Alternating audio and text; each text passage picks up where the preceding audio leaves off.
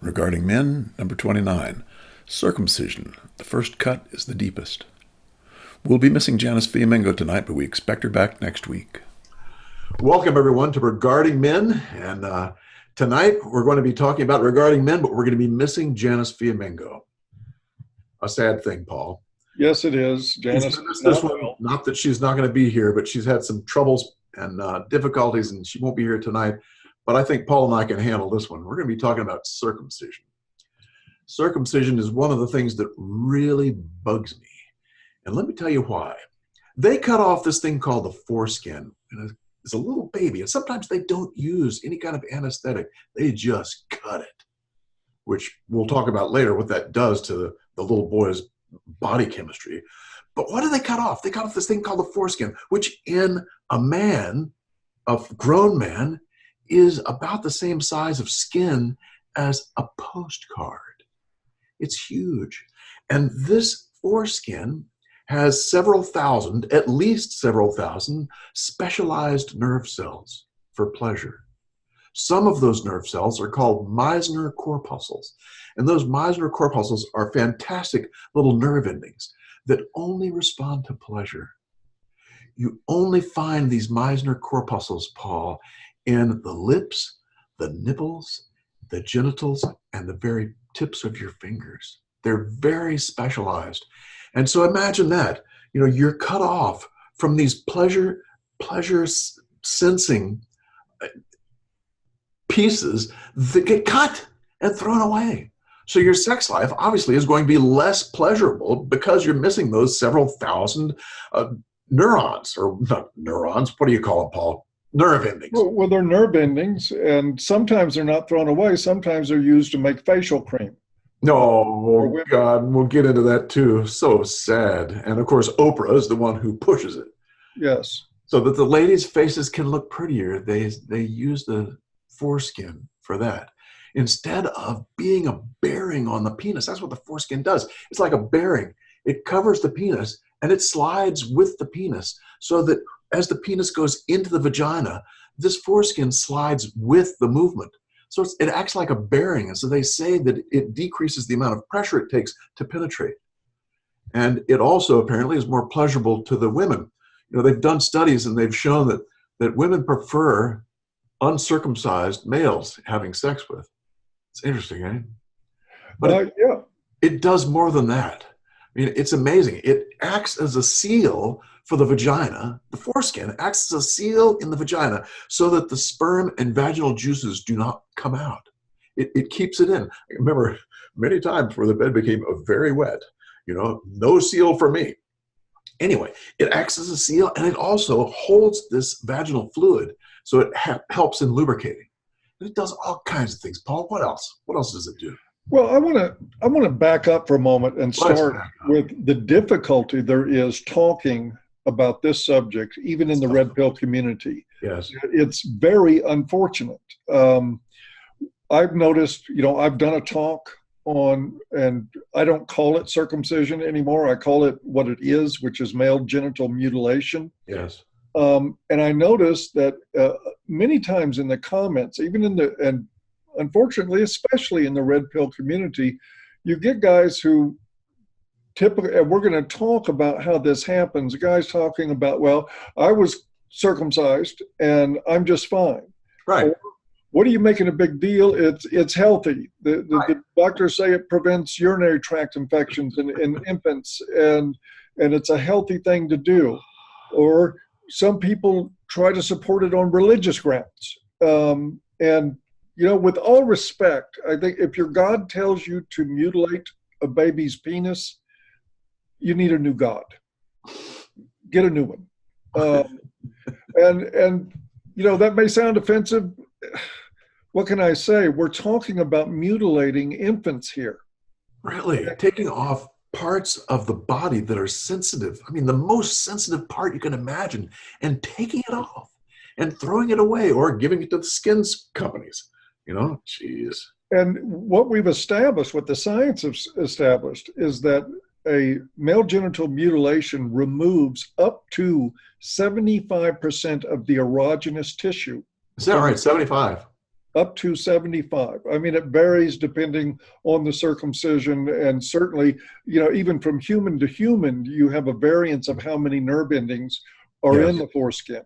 Yes. But it does remove up to 75% of the erogenous tissue. So when guys say, I'm circumcised and I'm just fine, they're saying that because they have no idea. They've never had an idea of what it's like to not be circumcised. Yeah, they have no point of reference. Absolutely. Yeah. It's like, I've seen guys before talking about, well, I'm very gynocentric and it hasn't hurt me. Right.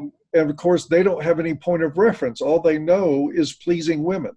And their own experience. That's all they know. And their own experience. For good reason. It's hard to fault them entirely. But yes. Here we are in a movement that is charged with advocating for men and boys. And one of the least popular topics in this is the fact that we introduce boys in this country, especially in the United States. We introduce them to life at the edge of a blade, cutting off their erogenous tissue. Oh, man. Do it, make no mistake about it, for the money. It's Yes. about the money. Part of what we should be talking about too, Tom, is the history of male genital mutilation, how it came to pass in this country. Because, by the mid-1850s, it was out of vogue completely. Nobody was doing it. And then a man named Harvey Kellogg came along. Yep.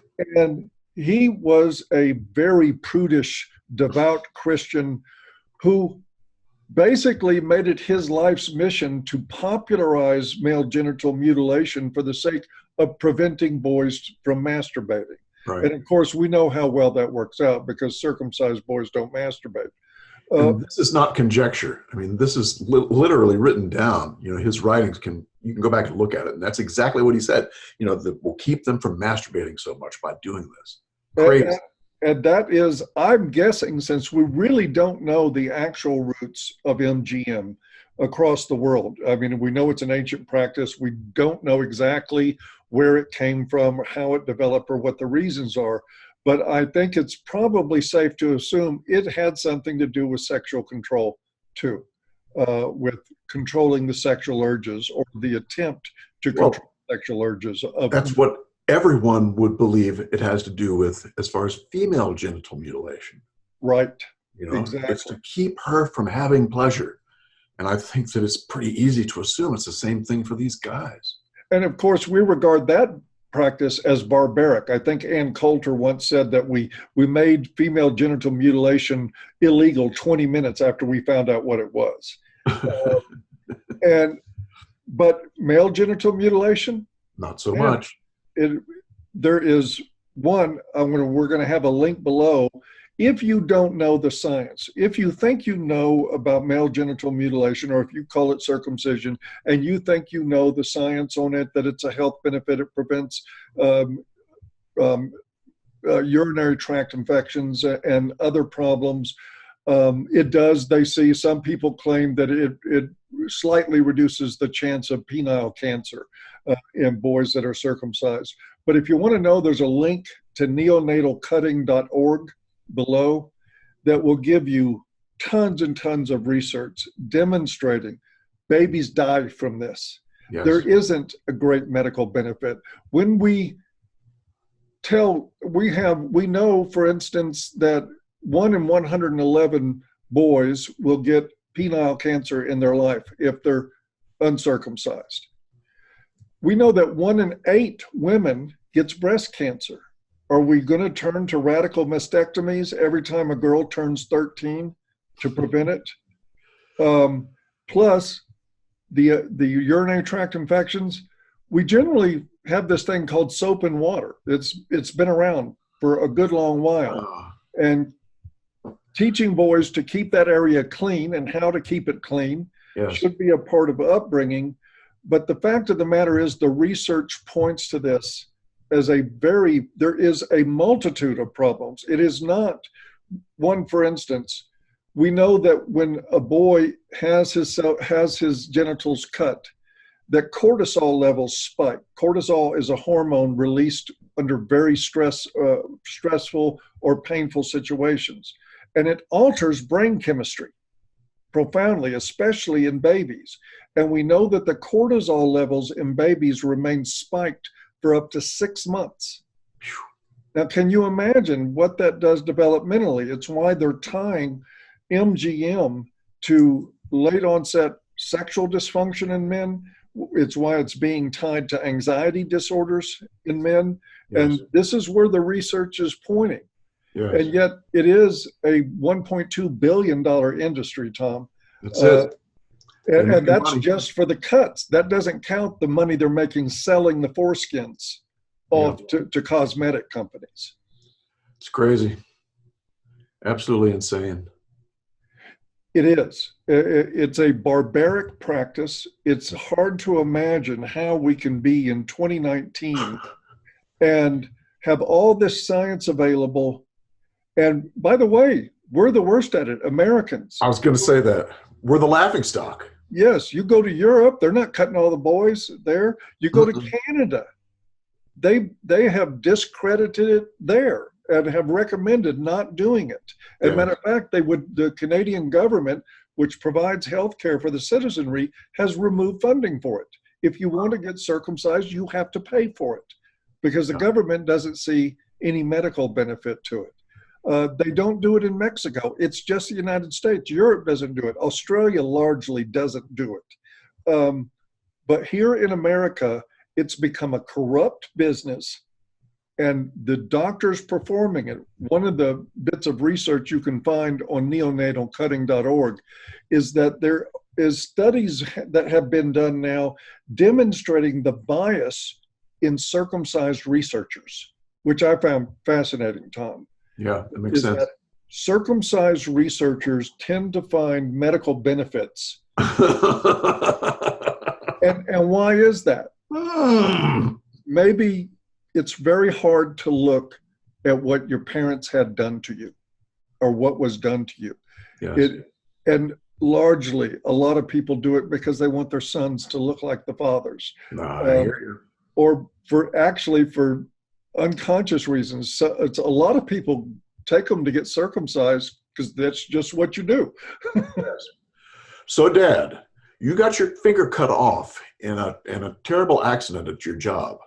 When your son's born, do you want him to look like you and cut his finger off? Probably not. Same deal, though. Because we wouldn't dream of doing that to a finger. Right. Or to a female.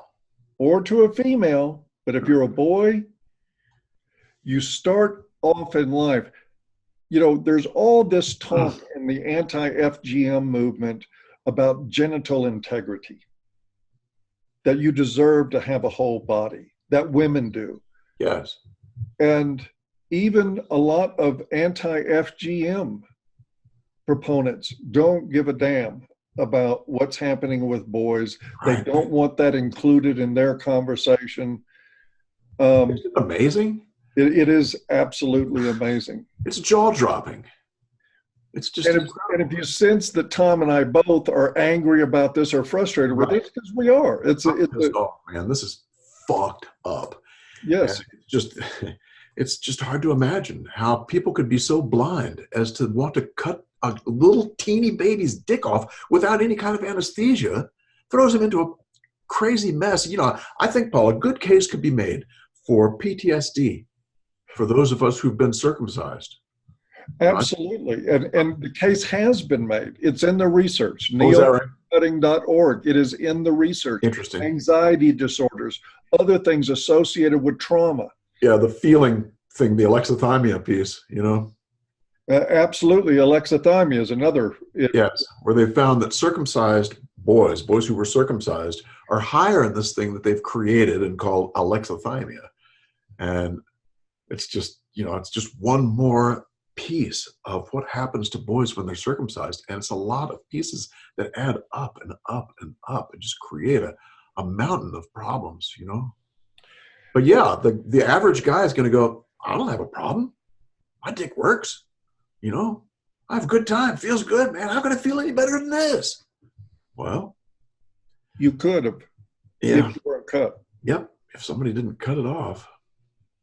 And not only that, is the the fact that it kills a certain amount of babies, I think Dan Bollinger, who was at ICMI 19 this year, he wrote a paper once and did the research estimating that about 100 infants a year die in the United States from the procedure.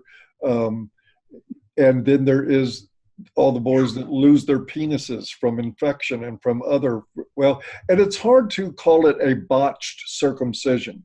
The idea really is that MGM itself is a botched medical procedure, even if it goes perfectly according, to their standards. It's still a screwed up thing to do. Yes. It gets worse with infections, with lost penises and lost lives, all so that doctors can make some of this stuff off of it. Yeah. There's been cases with Orthodox Jews who have passed herpes to babies because they do a ceremony where they circumcise the baby, then suck the blood from the penis. Right. There's been many babies that have contracted herpes, right after birth. That's bad. And it's a religious ceremony. It's like, and look, here, I know I was really snarky and said, get a new God, but here's the thing. If you want, as a matter of religious ceremony, to cut the erogenous tissue off of your penis, fine, do it when you're fucking 21 or 18 or whatever your state considers to be adult. It's up to you. Your religion does not give you the right to assault infants and sexually mutilate them. The idea that it does is absolutely insane. Yeah. And there are Jewish groups that have come out against circumcision. I was going to point that out. Yeah, you're going to see that linked. And there's doctors that have come out against circumcision. They don't happen to be the doctors that are making all the cash off of it, though. Yeah. It's a horrible, horrible practice. It's a barbaric practice, and it's done right out in the open. And I don't see any end in sight. I know. And it's amazing how the gynocentrism pushes it so that the needs of girls are, oh no, we can't cut her. But the needs of boys, cut him up, use it for skins medica. Throw it out.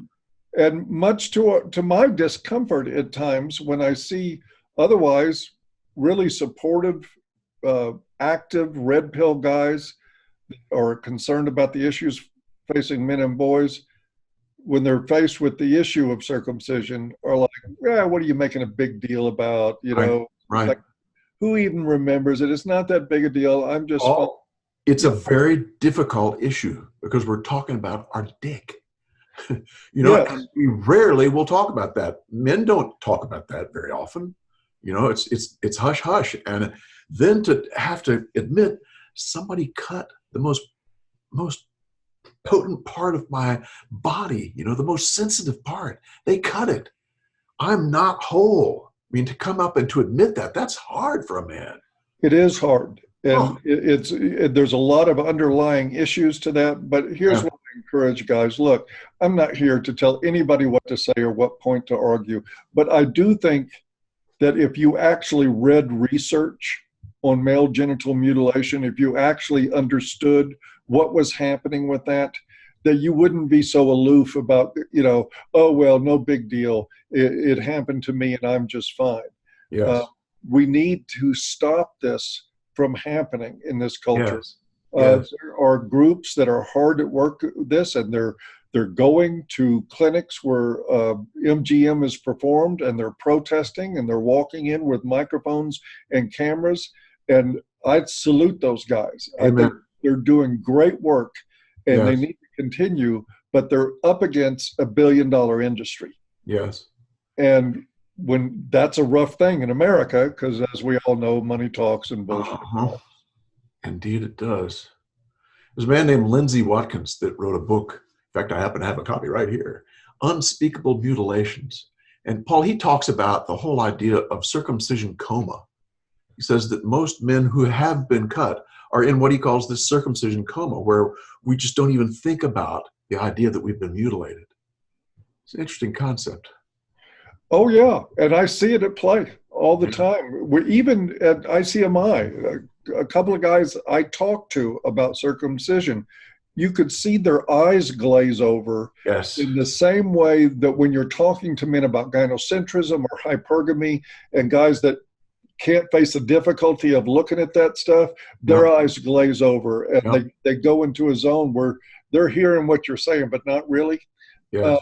It's hard. The same thing. It's the same phenomena. It's really hard. And there's the guy that wrote the book and I did a study together about circumcision, specifically about how men who went into therapy to try and help themselves adjust to realizing they'd been cut get treated. And Paul, it was fascinating. We'll leave a link below to the article that we wrote, but it was amazing. I mean, and just as the bias in the researchers, the males who were circumcised, the same thing you see with therapists. The male therapists were the worst. They were just the worst.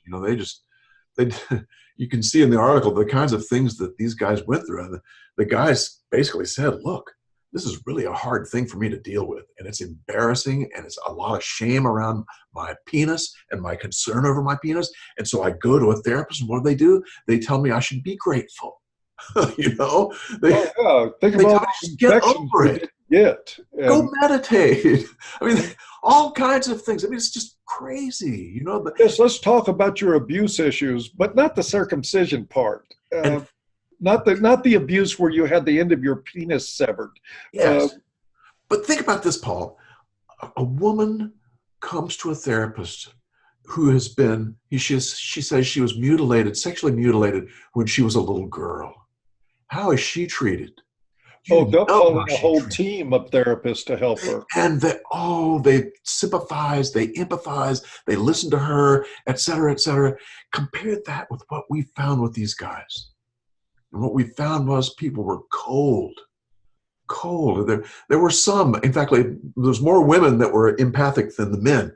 But a lot of the women weren't that much better. But some of the women were actually pretty good, but not very many. So look out, guys. No, there's not going to be, I mean,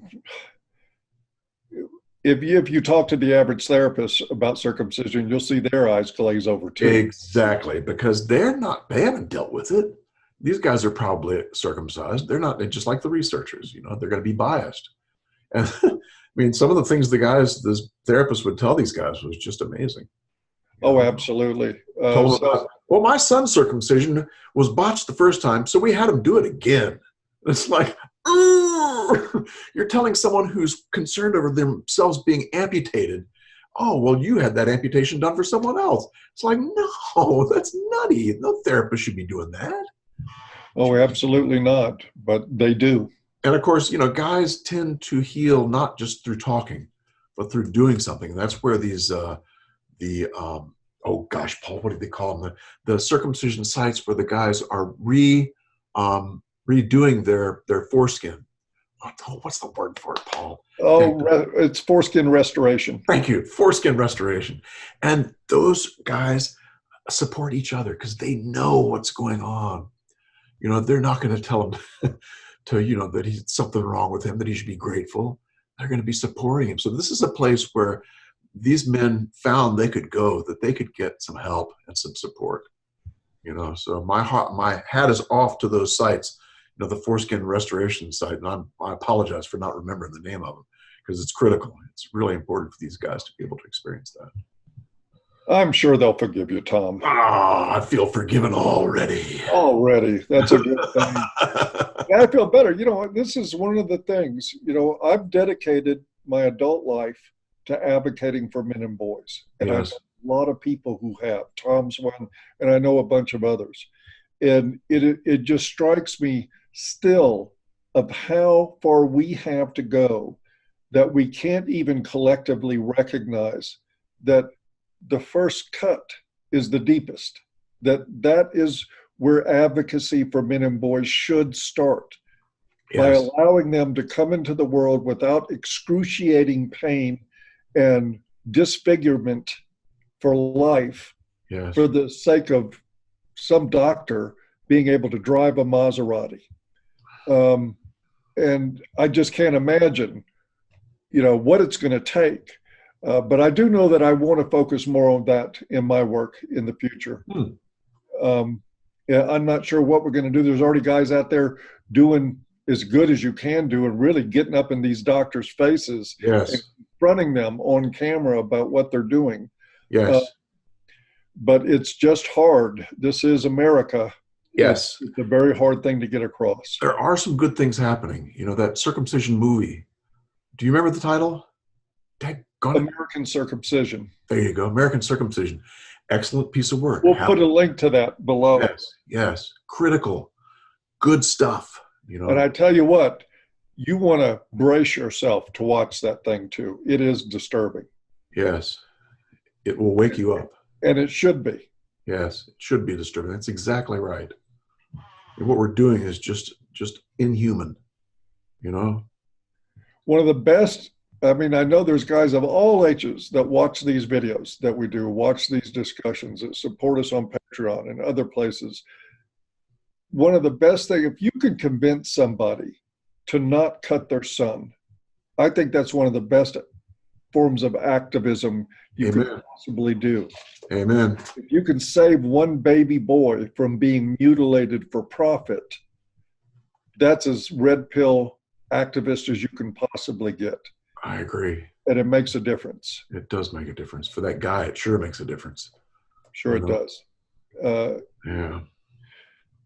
And it might help his parents understand that what happened to the father, because God knows we don't cut women in this culture. Yes. And if we do, we throw people in jail for long periods of time. Yep. It's amazing to me, Tom, how this can that double standard can just be right out in the open. Cut a girl, go to prison. Cut a boy, get paid. And Paul,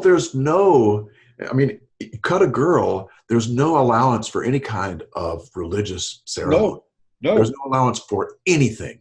You know, whereas the boys, they say, well, it's a religious thing, you know. No, with the girls, they say, no, you can't do that. Yep.